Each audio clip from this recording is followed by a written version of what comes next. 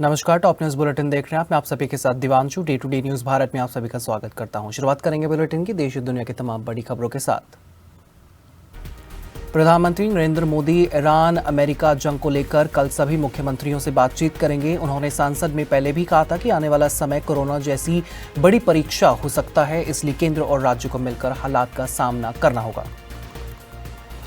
पश्चिम बंगाल में टीएमसी और बीजेपी कार्यकर्ताओं के बीच हिंसक झड़प से करीब 20 लोग घायल हो गए हैं। इसी बीच 5 राज्यों में 400 करोड़ रुपए की जब्ती हुई है और हिमंत बिस्वा शर्मा के बयान से सियासी माहौल और ज्यादा गर्मा गया।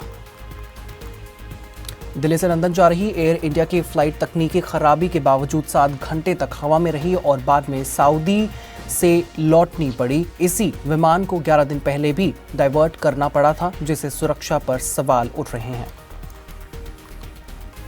आंध्र प्रदेश में डंपर से टकराने के बाद बस में आग लग गई, जिसमें 13 लोग जिंदा जल गए और 22 घायल हो गए। आग पर काबू पाने में करीब 3 घंटे लग गए और हादसे ने पूरे इलाके में दहशत फैला दी। कश्मीर में ईरान के समर्थन में करीब 18 करोड़ रुपए का चंदा जुटाया गया, जिसमें बडगाम जिला सबसे आगे बताया जा रहा है। सुरक्षा एजेंसियां इस रकम की आतंकी फंडिंग में इस्तेमाल का आशंका लगा रही।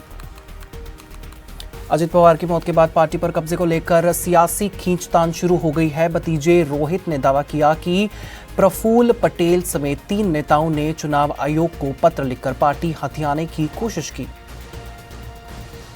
नारायण एनर्जी ने पेट्रोल 5 रुपए और डीजल 3 रुपए प्रति लीटर महंगा कर दिया है। पश्चिम एशिया में जारी युद्ध के कारण कच्चे तेल की कीमतों में उछाल का असर सीधे आम लोगों पर पड़ रहा है।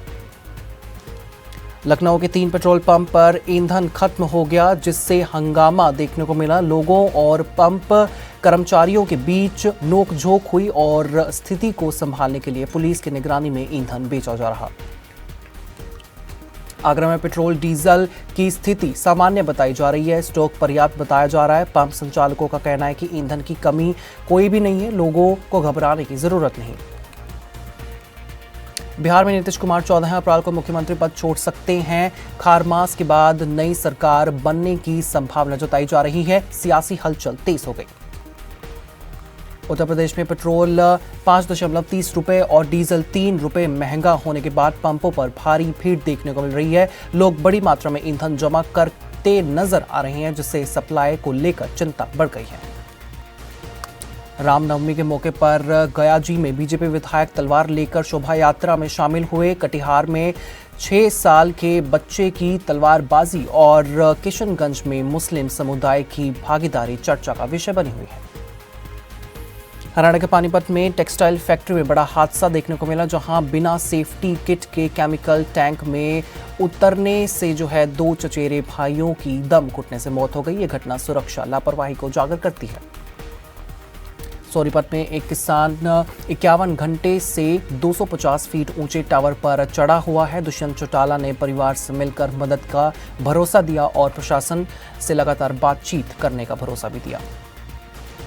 हरियाणा के 2 जिलों में पेट्रोल डीजल को लेकर मारामारी देखने को मिली है। पंप संचालकों का कहना है कि डिपो से सप्लाई नहीं मिल रही है और फिलहाल केवल इमरजेंसी कोटा ही बचा हुआ है।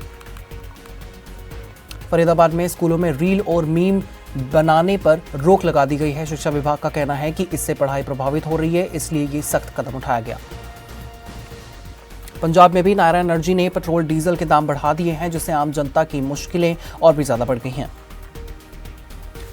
चंडीगढ़ में सुखना लेक को 26 मार्च से 2 दिनों के लिए बंद कर दिया जाएगा। एयर शो के चलते ये फैसला लिया गया है और 28 मार्च को दोपहर बाद इसे फिर से खोला जाएगा।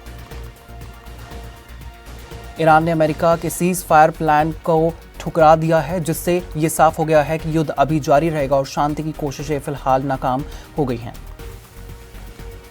इस युद्ध को लगभग आज 26 से 27 दिन हो चुके हैं और हालात लगातार बिगड़ते जा रहे हैं। ये संघर्ष 28 फरवरी 2024 को शुरू हुआ था और अब और ज्यादा गंभीर होता हुआ नजर आ रहा है। ईरान, इजरायल, अमेरिका हमलों में अब तक 2000 से ज्यादा लोगों की मौत हो चुकी है। पूरे मिडिल ईस्ट में भारी तबाही और हजारों लोग घायल हो गए। ताज़ा हमलों में ईरानी नेवी चीफ अली रेजा तंगसीरी की मौत हो गई है, जिससे ईरान के सैन्य नेतृत्व को बड़ा झटका लगा है। अमेरिकी सेना को भी भारी नुकसान हुआ है, जहां कई सैनिक मारे गए हैं और 140 से ज्यादा घायल हुए हैं। पेंटागन ने इस नुकसान को स्वीकार किया। अमेरिका बड़े सैन्य ऑपरेशन की तैयारी में है, फाइनल ब्लो की रणनीति पर काम कर रहा है। इससे युद्ध के और तेज होने की आशंका जताई जा रही है।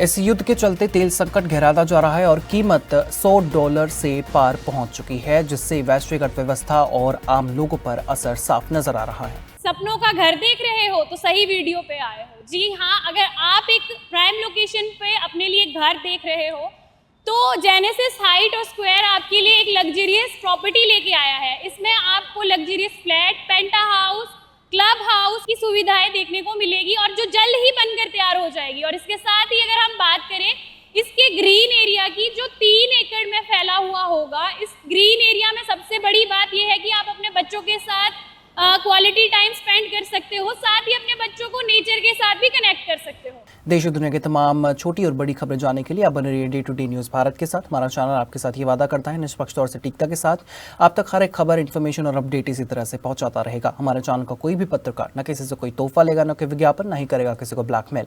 और हम हमेशा ये कोशिश करेंगे कि हम दबे कुचले लोगों की आवाज़ बने और ऐसे किसी भी व्यक्ति की खबर न चलाएं जो कि भोले भाले लोगों को ठगता हो, उन्हें परेशान करता हो। इसके साथ हमारे चैनल का मकसद होगा लोकतंत्र के चौथे स्तंभ को लोगों की नजरों में फिर से मजबूत करना। मुझे दीजिए इजाजत और हमें हर किसी सोशल मीडिया प्लेटफॉर्म पर लाइक, शेयर और सब्सक्राइब करना बिल्कुल भी मत भूलिएगा।